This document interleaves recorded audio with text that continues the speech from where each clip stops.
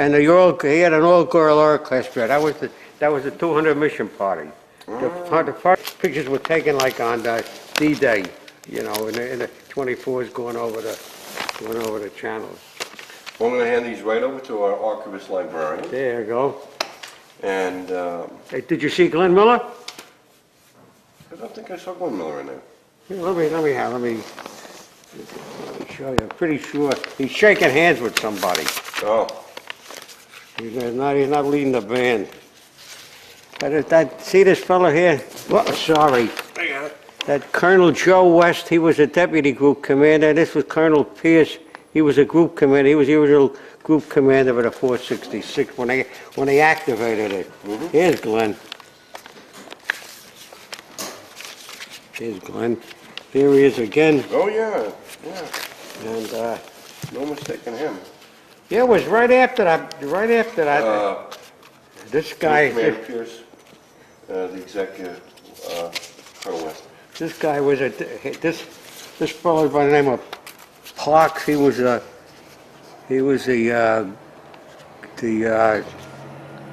executive officer of my squadron, 784th Squadron.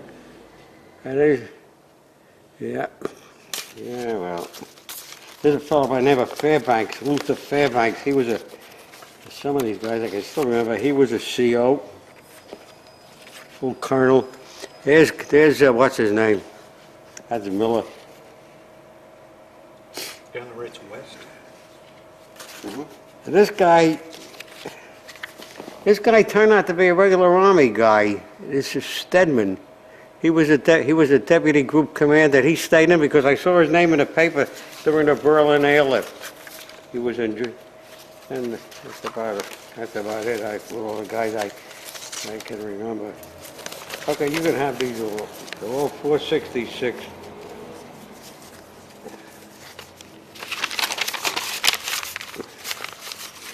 Do you remember who's in this picture with Glenn Miller? God. He was a squadron commander, but I cannot remember who it is.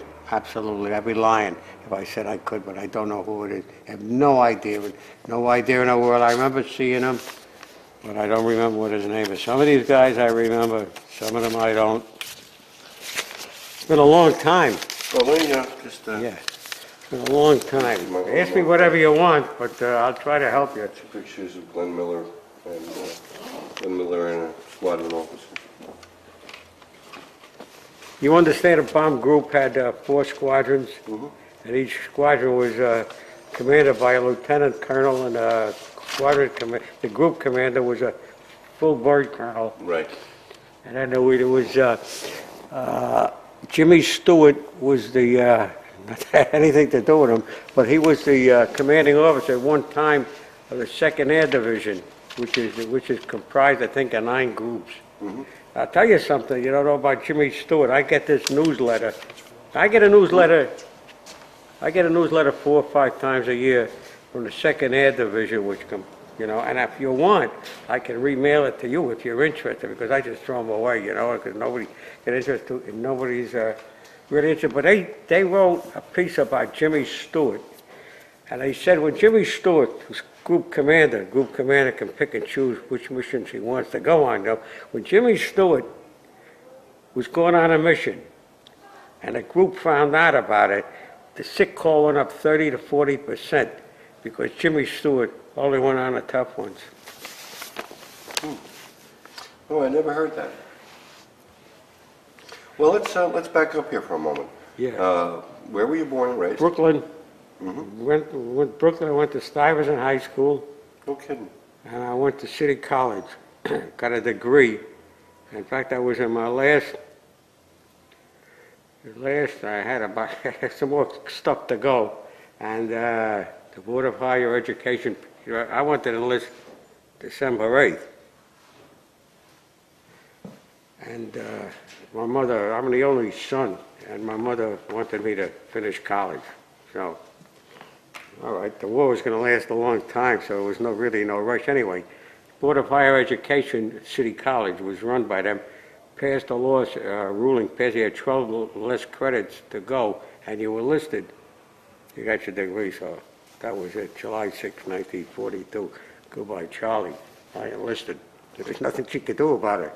What part of Brooklyn were you from? Right around 3 blocks from Ebbets Field, President Street, which was on a corner where this 101st Cavalry was. That's how I know. They were on President and Bedford, and they went President, Carroll, Crown, Montgomery, Sullivan Place, and there was Ebbets Field. So it was like Park Slope? No, Park Slope is on the other side of Park. This is what they call Crown Heights.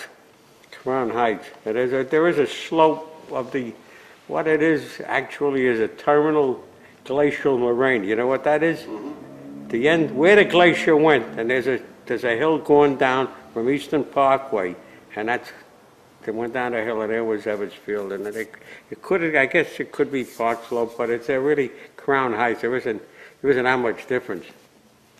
And then I enlisted and, well, did what I had to do. When I came out, I got married, 4 kids, held one job for 38 years, and that was it. What job did you have? I was a plant superintendent of a paint and varnish conglomerate in Brooklyn, which are now going out of business. You can't do those things around New York City anymore. They're out. And but I worked there I got out in 45. I went to work there, and at the end of 83, I retired, and that's it. And since then, I do handyman work, that kind of stuff to keep myself occupied. And that's about it. Nothing exciting. Well, let's back up and talk about a couple of things. Before we do that, maybe a couple of things. You need the glasses to see me, or? No, I just wear them for protection. Okay. And when we're talking and filming, if you can keep your hand away from your face. Yeah, okay. Yeah, That's all right. good. Because then people can see you better. Oh, I see. I realize he's taking pictures now? Yeah, he's taking I thought it was, this is a movie camera. I thought it was a still camera. No. Oh, I didn't realize that. Gee, if I'd only known. If I'd only known. No, I didn't realize that. Where were you when you heard about Pearl Harbor? I was in my mother's kitchen. Sunday. And I was listening to the Giant game. And they interrupted it. I'll never forget it. And they said that the Japs had bombed Pearl Harbor. And I said to my dad, gee, Pop, nobody knew where Pearl Harbor was. And that night, all the guys were down on the corner, If you don't come from the city, but in Brooklyn, that was the thing to do, to gather at the candy store at night, It was like a hangout. And that's where we went, all the guys in the neighborhood. And eventually in my neighborhood, I think about 99% of the guys actually, there weren't too many that didn't serve. So how did your parents take the news? I mean, I really can't say. No, we weren't hot in the ass like I was, but I mean, of course, my father was older and my mother, but I was really excited and, What was the talk down in the corner of the candy store that night? I couldn't tell you. I can't remember. God, it was 60 years ago. I can't remember what they said. I know the way I felt. I don't know how anybody else felt. I know the way I felt. I felt like, you know the way I felt. You know the way I felt. I'm a patriotic guy, and I always have been, always will be. And I didn't particularly care for that. And what can I tell you? You're bringing back emotions, But I was mad, but, I wanted to enlist. I wanted to go the next day and join up. My mother and I, we had a big, in fact, in my whole life, I think that's probably one of the few times I ever had any harsh words with my mother. And she didn't sit. Of course, my father had gone to the 4th grade. My mother went 1 term in high school, and she was determined that I complete my education. That this was like some kind of a fire burning in her mind, so that's what I did. But as soon as they had that thing from the Higher Education, 12 credits or less to go, when you get your degree, so long, Charlie, she couldn't say anything. I left. Mm-hmm. So what was your degree in? Chemical engineering. And when you signed into the Army Air Corps? Yeah, the Army Air Corps, yeah. And where did you go after that? Chinook Field, Chanute Field, Illinois. And then this is something I can't figure out. They had this facility at Chanute Field. I've been there for years. And they had the test blocks for the engine. And so what I actually did was went to airplane mechanic school. But because I had a degree, I was qualified to be an aviation cadet and get a commission when I got out, And in the middle of the training, they transferred us to Yale University. For some reason or other, must have been some kind of political deal or something, because they really didn't have the facilities at Yale that they did at Chanute Field. And Chanute Field, they had all kinds of, they had antique airplanes, they even had shot down German planes that we studied with the inline engines and stuff like that, And then after that, after I got my commission, I went to Arizona, Davis-Monthan Field. In a while, I went to Salt Lake City, then back to Davis-Monthan, then to Alamogordo, and that's where they took the phase training. There's 3 stages of the phase training for the flight crews. And after the 3rd phase was finished, we got on a train and we went from Alamogordo, New Mexico, to Camp Shanks on the Hudson. This is Orangeburg, New York.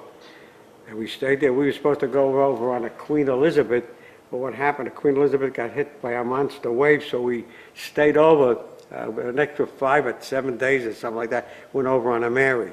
Went over on the Queen Mary. I think the beginning of 44. Beginning of 44. Went over on the Mary. Went to Army Air Force Station 120, which was in Adelbridge, which is near Norwich, which is on the east coast of England, what they commonly call a wash. And that's where the whole 8th Air Force was. The whole nucleus of the whole 8th Air Force was within 40, 50, 60 miles of Norwich. And then, and you could see each group had what the plane called a forming plane. I don't know whether you ever heard this before. It was a war-weary, shot-up B-24 that was painted a bunch of, like a myriad of colors, so that the group could see which plane they formed on. Then they would form, and away they'd go to Germany or France or something like that, come back. And that was Army Air Force Station. We were there, and then the war was over. And we came back on a Mary, and I had a hangover like a killer mule. I laid in bed, laid in my mother's house with an ice pack on my head when Truman said that they dropped the atomic bomb, because we were supposed to get B-29s and go over, to complete the thing in Japan. I don't know whether you noticed or not, but there was a lot of resentment. We come back with a bunch of infantry guys. I mean, guys that really seen shit, And there was a lot of resentment with these guys have to go after living through Africa and Europe, have to go and fight in Japan while there were still some guys that had never heard a shot fired in anger. But fortunately, the war ended, so there was no need to invade Japan. But there was resentment. These guys, man, a bunch of wild guys. Did the flyers feel the same way? I couldn't say. I imagine they did. But what happened was, as soon as the war ended, I didn't have much to do with the flyers. This was like 2 different. There was what they call us the ground pounders, and there was the flyers. They were like, there's 10 guys in a crew. They were brothers. You couldn't really get in to talk to them. I really had nothing to do with them, except if there's any part of the training in a plane that I had something to do with, I would talk to them. And I was also, part of our job was to ask you rescue to tell them what to do in case they had a ditch in the channel and everything. We were separated. I'll tell you a story, if you really want to hear a story. There was this guy on my outfit, the first pilot. I forget what his name was, and if I remembered, I wouldn't tell you anyway, but I forget what it was. And this fella, I can imagine the way these guys felt. Here they were, they're putting their ass on the line when they're flying over, and they got to face you know, the anti-aircraft and the Luftwaffe and everything. Here, us guys, they go, we go to lunch. I mean, kind of unfair. Well, nothing I could do. Nothing I could do. I couldn't pass the physical, right? They resented us. Some of them did, some of them didn't. This particular guy, when we were in the States, had no use for me, anybody else that was ground personnel. And, well, anyway, they flew the B-24s, got them over to Europe, got them over to England, and first mission the 466 went on, that somebody really screwed up, was Berlin. Now, if there's any place in Germany that had fighter protection and anti-aircraft, you're damn sure was Berlin, right? Now, what happened was this guy, there's 10 guys in the airplane, he brought back 6 dead bodies. 6 guys. Don't forget, these guys are like brothers. For 6 months or so, they're together day and night like this. So you can understand. And this fella absolutely flat out refused to go the next day. He was a captain. And there were 3 other guys in the crew that were still alive. The 2 of them were enlisted men. And they took away their stripes and they put them in a mess hall. The other officer, I forget what he was, navigator, bombardier or something, because the co-pilot got killed. So he was either the navigator or bombardier, I don't remember what he was. He got away with it, somehow or other, he got away with it, with sinuses or something like that, and they didn't do anything to him. But this first pilot, who was a captain, they reclassified him. You know, they took away his first pilot's MOS, they reclassified him, turned him into civilian, and put him in the infantry. Whatever happened after that, I don't know. Nobody ever talked about it, but I really don't know. But this guy, he was an SOB boy. You couldn't even look at him with the grommet out of, they took the grommet out of the officer's hat and everything like that, with the cowboy boots and everything, the guy like he was walking on air. But I can understand the way the guy felt. But that's just one of the things that happened. Never heard one like that before, did you? No. I don't remember what his name was. All I can remember, his name began with an H. That's all I can remember.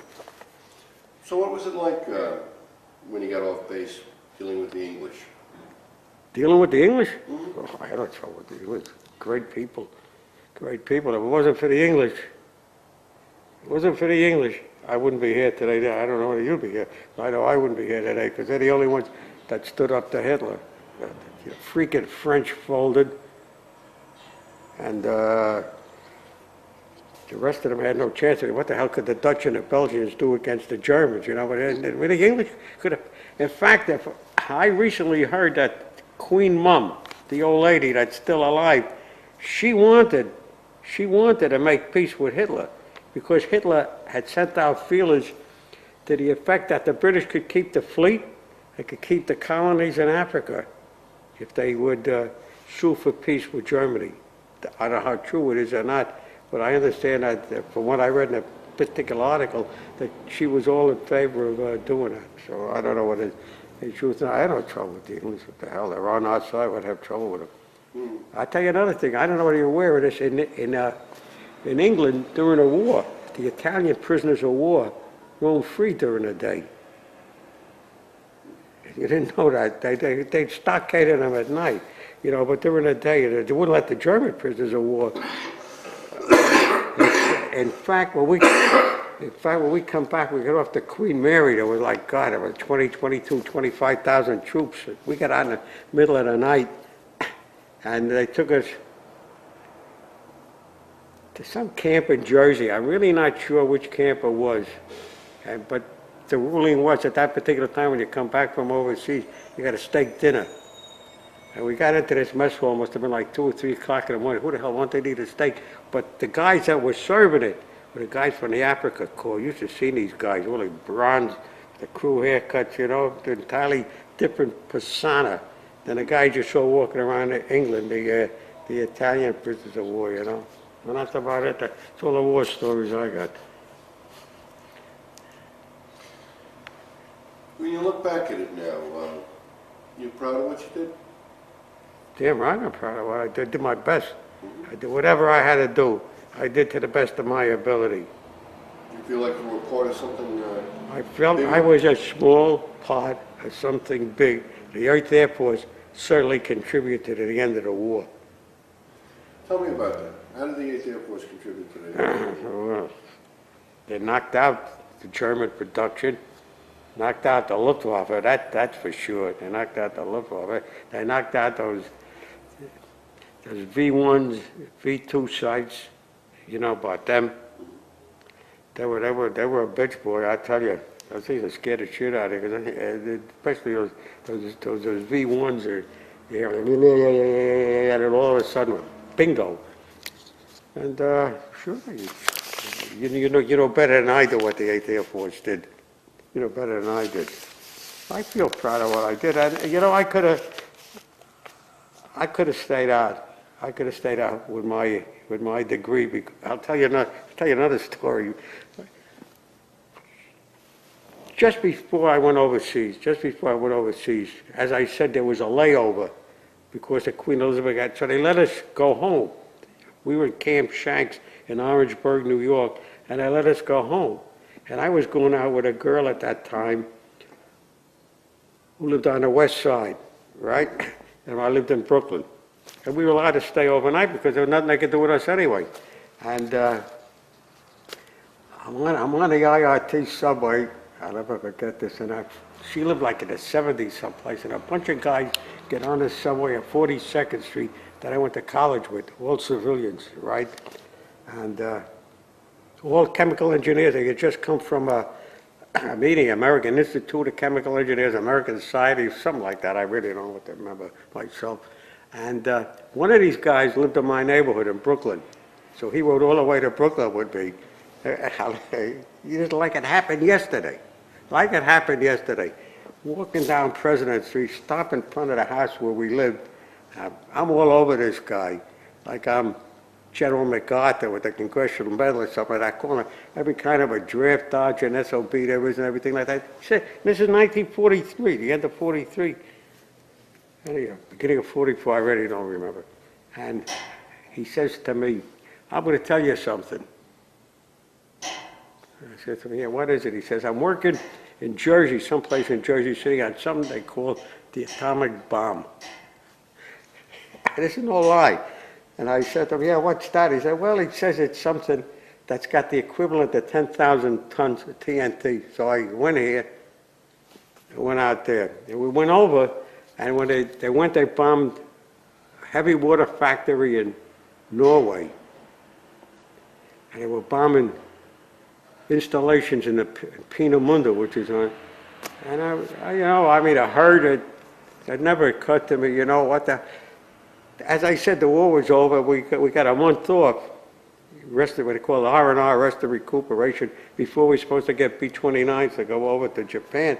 And I'm laying there, and I heard that thing, and I said I had a hangover, and he said that President Truman announced that they dropped the atomic bomb on Japan, and the whole thing gelled in my mind. It wasn't, of course, that the Germans didn't know we were working on the atomic bomb. I'm sure they did. I'm sure they did, but I mean, the guy had no business telling me this. But anyway, that's that.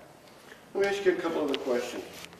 Did you ever take any heat or ribbing in the service about being from Brooklyn?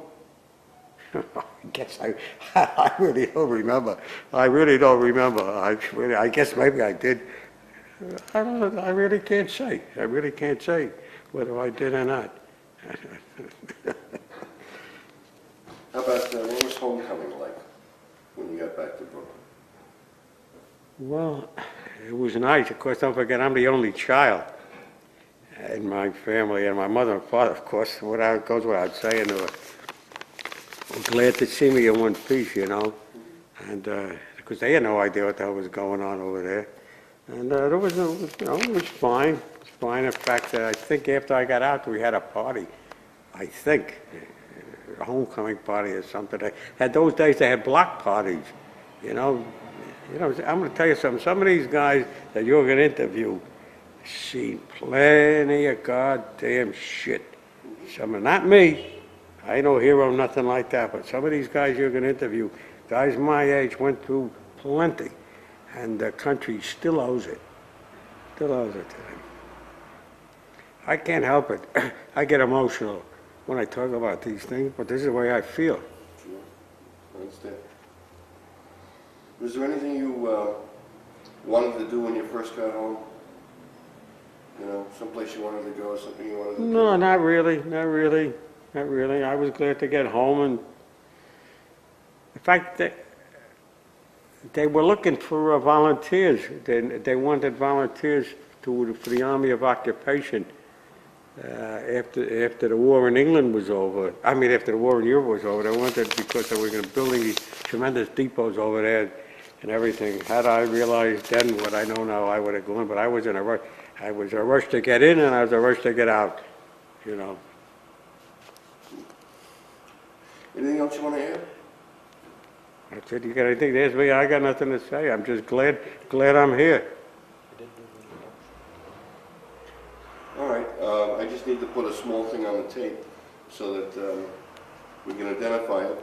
This has been the interview of Mr. Julian Roberts, conducted on the 10th day of January, 2001, 69th Regiment Armory, New York City. Interviewer, Lieutenant Colonel Robert Von Hassel, and videographer, Michael Latham. Thank you.